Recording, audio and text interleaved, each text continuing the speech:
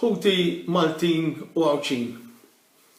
Jiena it-tabib Joe Ferriġi illi ħanerġa' nagħmel it-tieni video tiegħi rigward din il-pandemija COVID-19.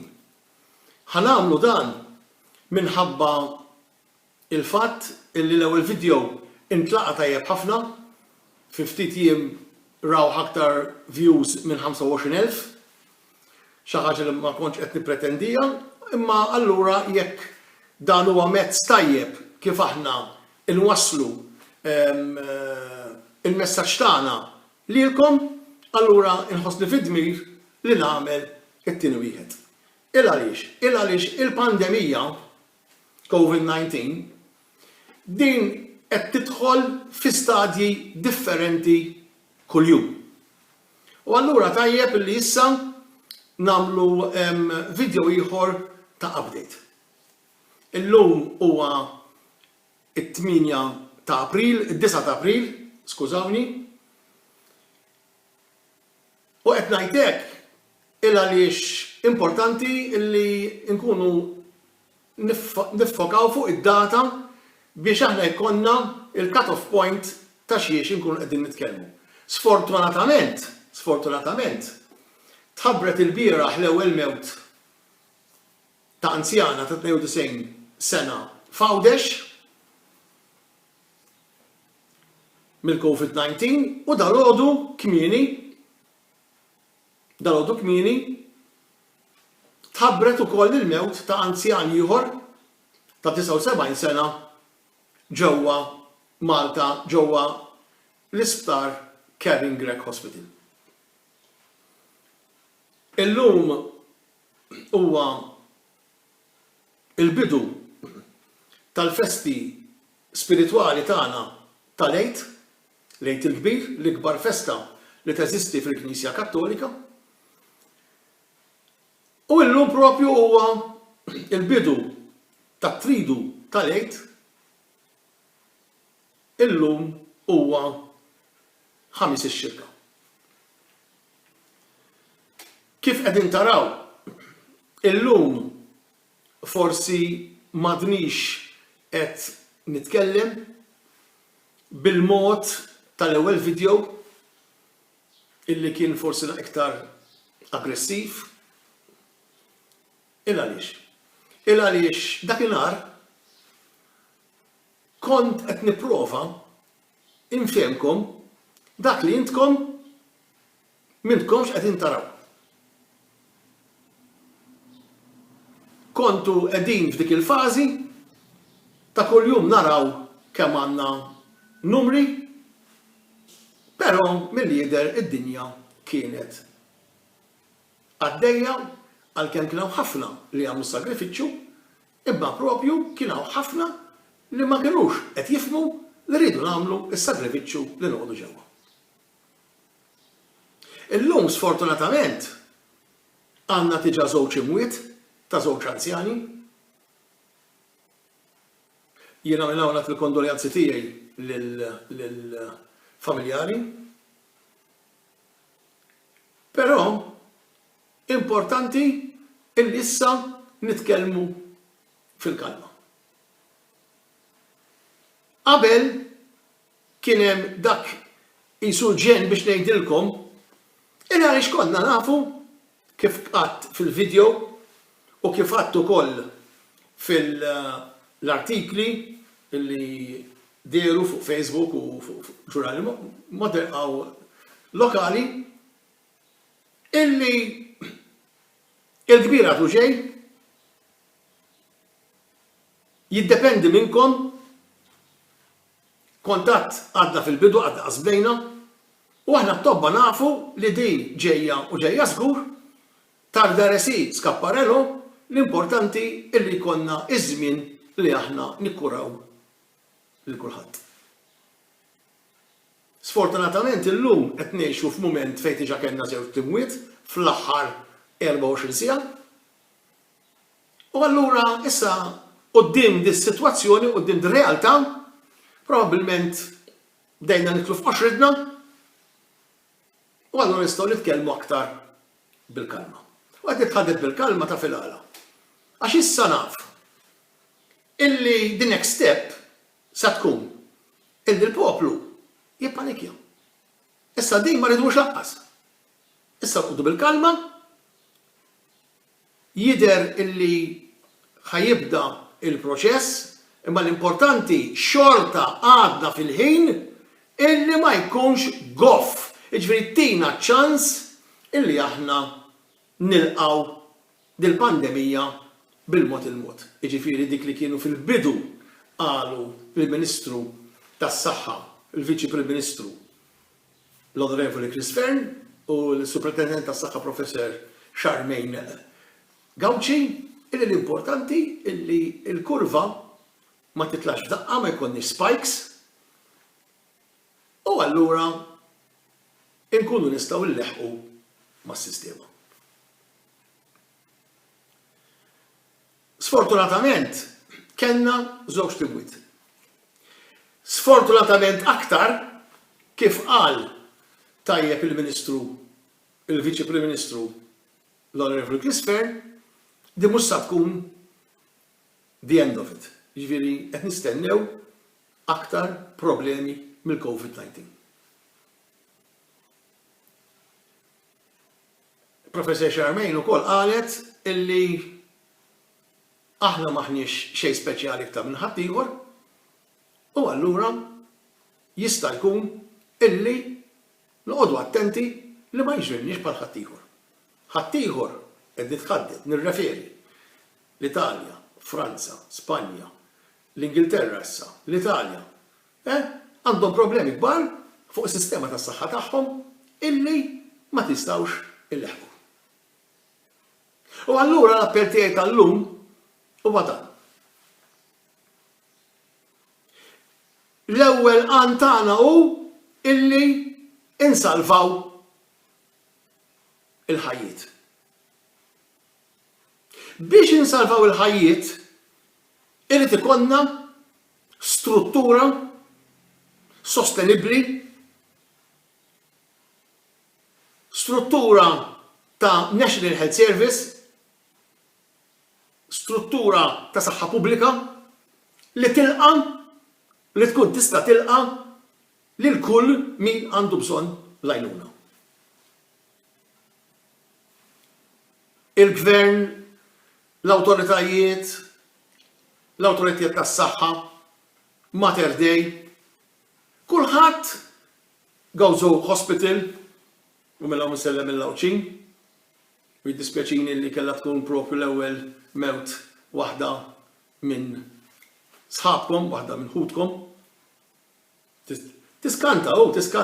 Jiġifieri aħna konna qegħdin ngħidu li jista' jkun aħna noqogħdu distancing u konna ngħidu mela kieku Malta ma jiġux minn barra allura il-Maltin ma jmorrux hawn. Tiskanta kif l-ewwel mewta kellha tkun minn hemmhekk fi bniedma ta' 92 sena li jidher li ma nistgħux kważi ngħidu mela sifret. Jiġifieri biex taraw ma' min kwalità ta' għadu qed niġġieldu. U allura irridu nerġgħu insostnu illi biex nirrekapitulaw ħadd ifhmu aħjar. Issa iktar wieħed minħabba daż-żewġ timwiet iktar il-poplu qed imiss, il-poplu issa qed jaħseb, il-poplu issa jifhem għax da bħalma qalu u baqa' magħruf għalija San Tomas li jekk ma narax ma nemminx. Forsi għalhekk konna ma konniex li titħadd fuq il-gravità kollha il-poplu u forsi ħada naqra mhux daqshekk dixxiplinata meta s-saħħa pubblika kien qed tgħidilkom oqgħodu ġewwa qala. Il għaliex dal-virus u mhux ħanerġa' nirrepeti, però tajjeb illi nerġgħu nitkellmu fuqha għax importanti li tirrepeti forsi tidħol f'rasna. Illi l-uniku mezz illi għandna illi niġġildulu dal-virus u billi kemm jista' jkun ma jkollniex nies infettati. Għax minn dawk in-nies infettati, 80% ikollhom bħal sintomi li ma jkunux daqshekk gravi, il-ġisem jiflaħhom u tgħaddi bħal l-oħrajn. Però hemm 15 oħra fil-mija minn kull 180 inġaħxuha qisu bħal pereżempju biex niftehmu rieħ normali. Għalkemm xorta jkun hemm dak is-sintomi ħajja u flessjoni però ma tagħmilx dik il-ħsara li twassal għal admissions l-isptar u għal rasqat tal-mewt. Però hemm 15% minn dawk il-100 illi jkollhom bżonn xi forma ta' kura, komplikazzjonijiet, dawn huma 15%. Imbagħad għandek il-5% li baqa' li dawn għandhom problema kritika, problema serja, dawn huma li ħajkollna bżonn ITU beds, ħajkollna bżonn ventilators. Issa, il-post sija sodod, sija ventilators, sija manpower, tobba, dan hemm limitu. Ħsibna kemm jista' jkun, imma sfortunatament il-problema ta' tal-virusi illi mhux qed iħalli u jagħti ċans is-servizzi tas-saħħa fil-pajjiżi kollha illaħqu mad-domanda. L-Ingliżi jgħidlu better late than never. We could be late. Imma għadna fiċ-ċans illi ma noħolqux dat-diżastru. Qegħdin taraw l-Italja, Spanja, l-Ingilterra, Franza, jagħmlu ħafna affarijiet u qed ibutulhom in-nies. L-uniku mezz li nistgħu aħna insalvaw dit-traġedja illi nobdu biex kemm jista' jkun innaqsu in-nies kontaġġjati u jista' jkun innaqsu illi il-numri li ġejjin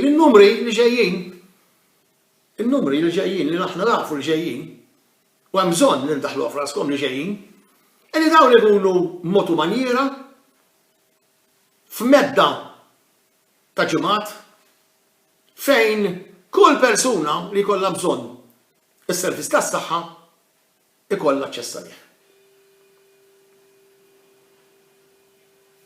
L-uniku mod li niġġieldu dal-virus hu li kollna mill-inqas nies affettwati, kontaġġjati, infettati.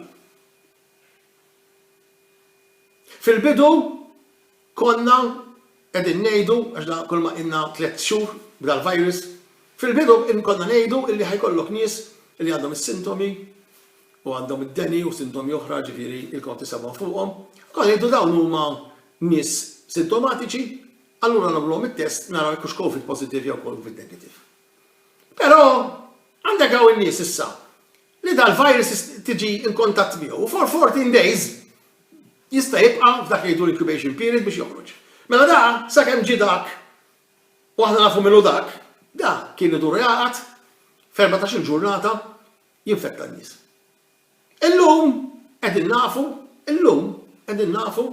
illi hawn nies u speċjalment nies illi jkunu f'saħħithom, nies li forsi żgħar, nies li huma għandhom immune system tajba, illi dawn il-virus jidħolgħu fil-upper respiratory area, minn fejn aħna nieħdu n-nifs, minn fejn aħna nazzu, tifhimni? Lilhom ma jagħmluhom xejn, għas ikunu jafu biss li borda. Allura huma normali, marru barra x-xogħol u hekk u dan. Allura jkollna aktar nies li qed ixerdu. Allura wasalna fi stat illi kull bniedem jista' jkun a potential carrier. Allura hemm bżonn iktar minn qatt qabel issa li l-qogħdu ġewwa żgur. Nipproteġu lill-anzjani tagħna, in-nies vulnerabbli, importantissima illi ndaħluha f'rasna li nibqgħu ġewwa. Għata pitata ukoll nagħmlu iktar messaġġi għax issa donna ukoll qegħdin naraw illi biex aħna naslu biex jista' jkun ħadd ma jinfetta l-ħadd importanti li żgur is-social distancing, li żgur tittoħu ħsieb dik is-sanità kollha illi taħsel id-dejk bis-sapun tagħmel is-sanitizers, mhux biss, imma trid tnaddaf għal dan livell ta' kull fejn tbiss. U allura intenni jekk jogħġobkom. Jekk irridu insalvaw l-imwiet li dawn huma ħutna, plus li jistgħu jkunu membri tal-familja tagħna. Biex nagħmlu hekk irridu nibżgħu għas-servizz tas-saħħa. Billi ma jkollniex ħafna f'daqqa. U kif sa nibżgħu għas-servizz tas-saħħa? Billi nagħmlu mezz biex ikollna inqas nies infettati u l-uniku mezzu li naqsu il-kuntatt. Allura, importantissima li noqogħdu ġewwa. Pajjiżi oħra għamlu lockdowns, aħna minja forsi naslu għalih, ma jfissirx għax għadna m'għandniex lockdown, ma nies ikollna ir-responsabilità personali biex aħna nkunu nistgħu ngħinu il-xulxin fi din il-ġlieda. Din il-ġlieda illi mhux talli hija rrieda imma ħatkun qed tkisser familji fuq livell finanzjarju, ekonomiku, mentali. Ma dawk titkellmu affarijiet oħra. L-ewwel dan hu l-messaġġ biex noqogħdu ġewwa, speċjalment l-anzjani, l-vulnerabbli dawn jifhmu. Però nafu li bejn l-iktar nies li huma probabbilment infettati, COVID carriers, COVID-19 infected, huma bejn faxxa bejn 25 u 35 sena. Dawn huma dawk in-nies li forsi joħorġu anke jaqdu lin-nies vulnerabbli. L-essenzjal biss. Għamlu dak li essenzjali, jkunu xogħol, ħudu ħsieb fuq ix-xogħol, tkun distance illi jkollkom l-affarijiet. Ħudu l-prekawzjonijiet kollha, imma mhux essenzjal ġewwa. There is no need li noħorġu fil-parks u inqas ma naraw il-kuntatt iktar u iktar aħjar. Mhux tal qed issalva lilek problemi biss, imma anke problemi l-ommok, il-missierek, il-sitek. Issa għalfejn li aħna qegħdin fit-tridu tal-Eid u llum huwa 5 ix-xirka. Għax issa għandna il-ġimgħa kbira, is-Sibt, Sibt il-Eid u l-Ħadd l-Eid. Dawn huma 3 ijiem fejn in-nies żgur mhux ħajkunu għax-xogħol, żgur sa ikollu s-soltu nagħmlu anke ikliet għal xulxin. Forsi nagħtu l-awguri xulxin, immorru fejn niputijiet intuhom xi bajta tal-Eid jew fikolla. Jiddispjaċini illi dan m'għandux isir. U nieħdu anke dak li qalilna l-Onorevoli Viċi Prim Ministru.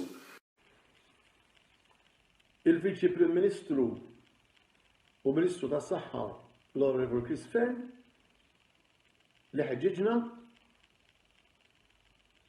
biex nagħmlu sagrifiċċju f'dawn il-jiem tal-Eid biex jista' jkun ma morrux għand xulxin għax kultant forsi jkun hawn min tiġi ħledja minflok noqogħdu barra imorru ġewwa u nagħmlu parti għal xulxin. Dik hija xi ħaġa li ma rridux żgur li ħajkonna nies fid-djar.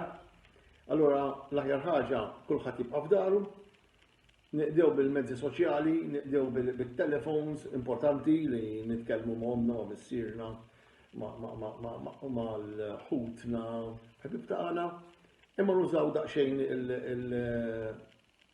il-modi mhux fiżiċi. Jiġifieri ma nkunux fil-preżenza ta' xulxin. Il għaliex jista' jkun ħadd ma jistieden il-ħadd biex aħna nkunu nistgħu kemm jista' jkun imbedu il-possibilità ta' tniġġis.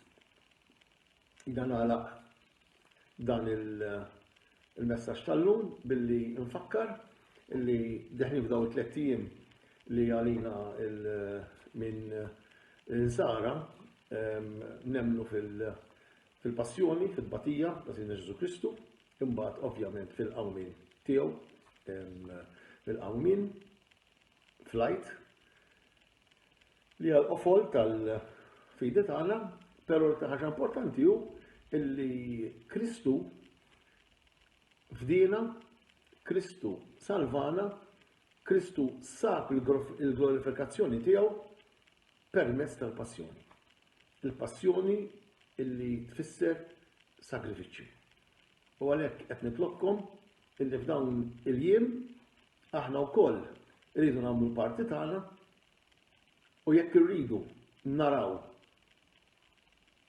id-dawl fl-aħħar tat-triq, jekk iridu kilba minn irid noħorġu minn din is-sitwazzjoni, allura nerġgħu nirxuxtaw mill-ġdid bħala poplu, bħala ġens u bħala wkoll il-ġens uman kollu illi aħna rridu naslu u nifhmu li dan biss jista' jsir permezz tas-sagrifiċċju. Grazzi u lajt it-tajjeb.